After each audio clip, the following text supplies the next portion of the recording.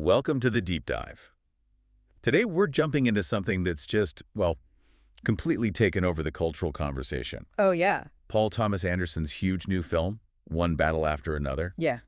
We've gone through, honestly, a mountain of sources, the reviews which are all over the place, analyses, interviews, Everything we could find. to basically give you the shortcut Yeah. to understand this pretty monumental movie. Yeah. And the conversation is so intense because the film is hitting on so many different kind of volatile levels.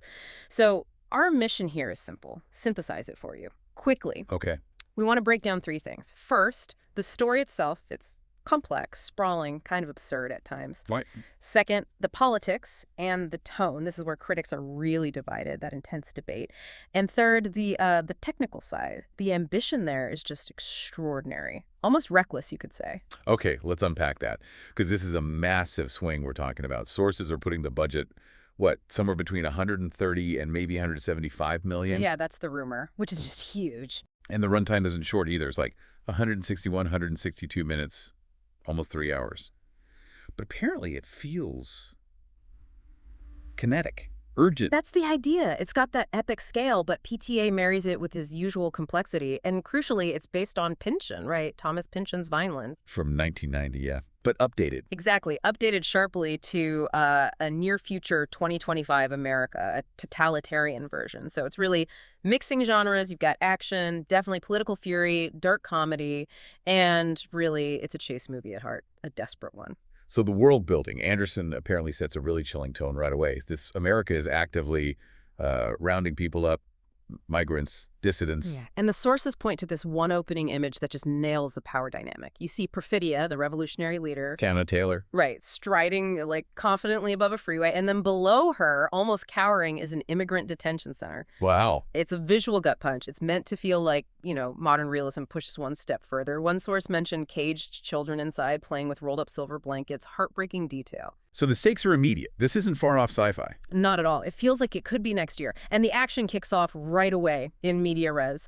This far-left group, the French 75. The French 75, yeah. Yeah. Led by Perfidia, Teyana Taylor, and her lover, Bob Shergison. That's DiCaprio. Leonardo DiCaprio, yeah, playing the explosives guy. And their first big move, liberating one of those detention centers. Okay, let's pause on that name. The French 75. It's memorable. It really is, and PTA is clearly having fun with it, using it for satire, because a French 75 is, that champagne cocktail. Fancy. Right, but it's also named after a World War I field gun, isn't it? Exactly. The French 75 millimeter gun, light, fast-firing, very effective. So it's like frivolous revolutionary chic, maybe, the champagne socialist idea, but also deadly serious resistance. That's the duality. That's the tone Anderson setting. Revolutionary passion mixed with this self-aware absurdity, almost weariness. Sources say it's coated with equal hope and hilarity. Finding laughs in, older activists. Yeah, like showing them smoking weed while watching the Battle of Algiers, that kind of thing. But the core message is serious, that the fight is worth it. Unapologetically. Anderson is unafraid to punch home the messaging that the fight against authoritarianism is worth it. Which brings us to that Spielberg comparison. Yeah, that's huge praise. Spielberg apparently saw it multiple times and compared the tone to Kubrick's Dr. Strangelove. Which makes sense, right? Tackling something so huge, so terrifying, authoritarianism, maybe the only way through, is absurdist comedy. It gives you an outlet, permission to laugh instead of just scream, like you said. Provide some relief. Necessary relief, yeah. The satire is sharp, but the absurdity of it all, both the heroes and villains, it gives you that nervous release. But it's a fine line, Definitely. Keeping the stakes high while making you laugh. Okay, so the plot really spins around this triangle of characters, the revolutionary triangle, as the sources call it. Let's start with Perfidia Beverly Hills. Teyana Taylor. Described as ferocious, charismatic.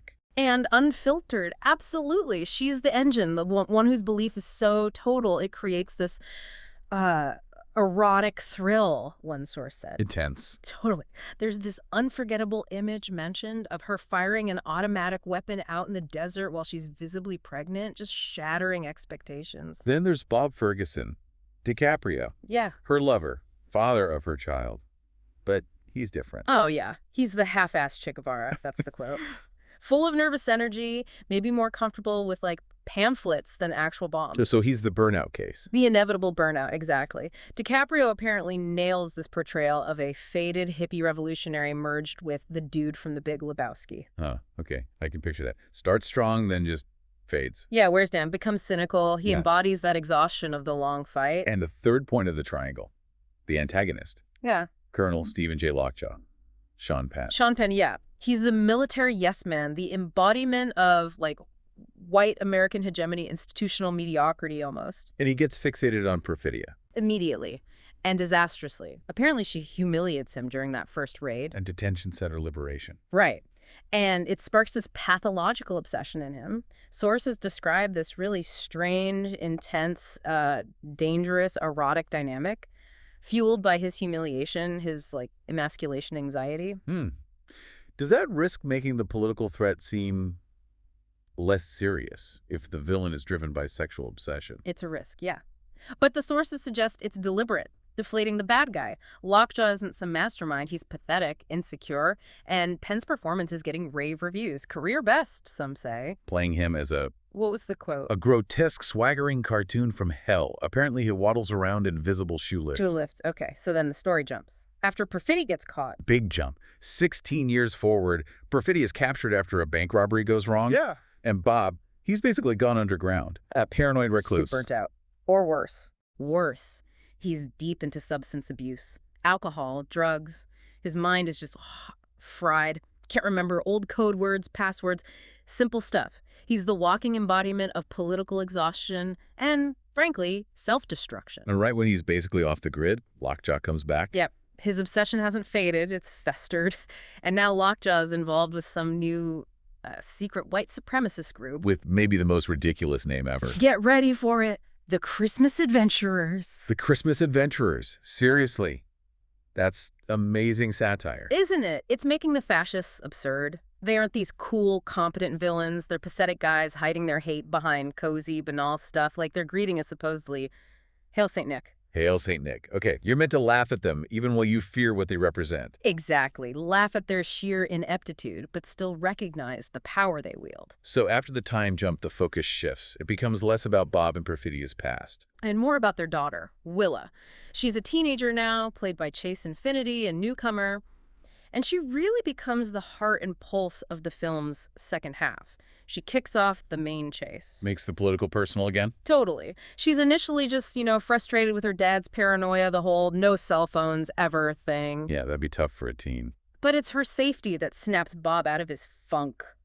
So the film pivots. It goes from this broad political commentary to something really intimate. A father trying to protect his daughter from systemic white supremacy, from Lockjaw and his goons. And sources suggest this feels deeply personal for PTA himself. Yeah, as a father in a multiracial family, the speculation is that the film channels his anxieties about the world his kids are growing up in. That fear is palpable, apparently. So focusing on Willa grounds the satire, makes the stakes real. Absolutely. It's about legacy. Casting on the fight, yes, but also the trauma. Willa inherits everything, the idealism, the failures, the danger. But they're not totally alone, right? There's a support system, people who didn't blow out like Bob. Thankfully, yes. We meet Sergio St. Carlos, Benicio del Toro. Oh, great casting. Isn't it? He's described as a low-key revolutionary houser for immigrants. And conveniently, he's also Willa's martial arts sensei. Indeed. Very. And Sergio is the opposite of Bob. He's found a way to resist quietly, effectively. He's got this Zen groove, calm amidst the chaos. His plans work. He shows resistance doesn't have to be all flame out and despair. And Regina Hall's in it, too. Yeah, Regina Hall plays Deandra, another former French 75 member. She helps Willa, but also brings this grounded aspect of the consequences, reminding everyone that fighting back has real costs. Okay, so this brings us back to the big debate. The split reaction, the tone. This is the core of it, the polarization. Because on one side, you have critics who see this as PTA finally going full throttle, a leap into the leftist lane. They love the Pynchon energy, the anarchy, the politics. They see it as having real teeth. Right. A necessary political statement. They think the absurdity actually sharpens the critique.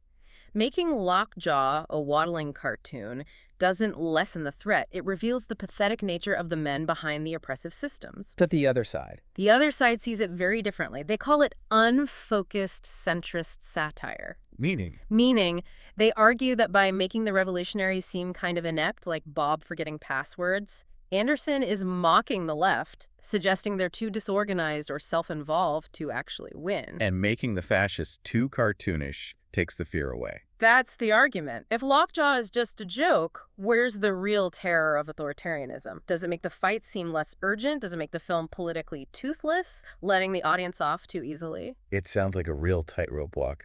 One review said it risks painting everyone with the same half-assed brush. Yeah, you're asked to believe the revolution is crucial and kind of a mess. It's a contradiction that clearly divides people. Okay, but regardless of the politics, one thing seems universal. The craft. Oh, absolutely. The technical side, the direction, everyone agrees it's phenomenal. Anderson keeps the momentum going for almost 3 hours. It's packed with these kinetic action scenes. And the big technical thing, VistaVision. Yes. This is fascinating. He chose to shoot the entire film in VistaVision, which is rare. Super rare. What does that mean, practically? It's a large format. The 35mm film runs horizontally through the camera, not vertically, so you get a much wider negative.